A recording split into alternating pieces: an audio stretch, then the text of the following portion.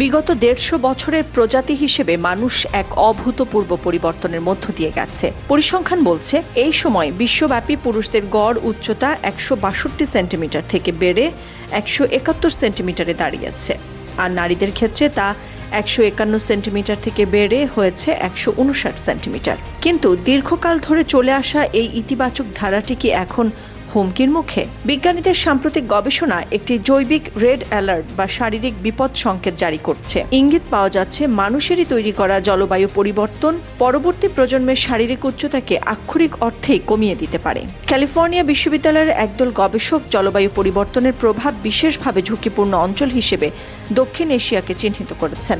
এই অঞ্চলের প্রায় ২ লাখ শিশুর উপর করা এক গবেষণায় দেখা গেছে গর্ভাবস্থায় উচ্চ তাপমাত্রা ও আর্দ্রতা শিশুর শারীরিক বৃদ্ধিতে দীর্ঘমেয়াদী নেতিবাচক প্রভাব ফেলে।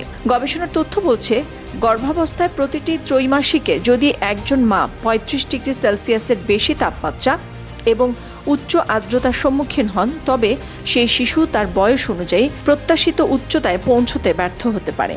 এক্ষেত্রে শিশুটি তার পূর্ণ বৃদ্ধির সম্ভাবনার চেয়ে প্রায় ১৩% খাটো হওয়ার ঝুঁকিতে থাকে। বিজ্ঞান আমাদের সতর্ক করছে, অভিযোজন ও প্রশমনের কার্যকর পদক্ষেপ না নিলে আমাদের উত্তরসূরিরা শারীরিকভাবে ক্ষুদ্রতর এক ভবিষ্যতের দিকে ধাবিত হবে।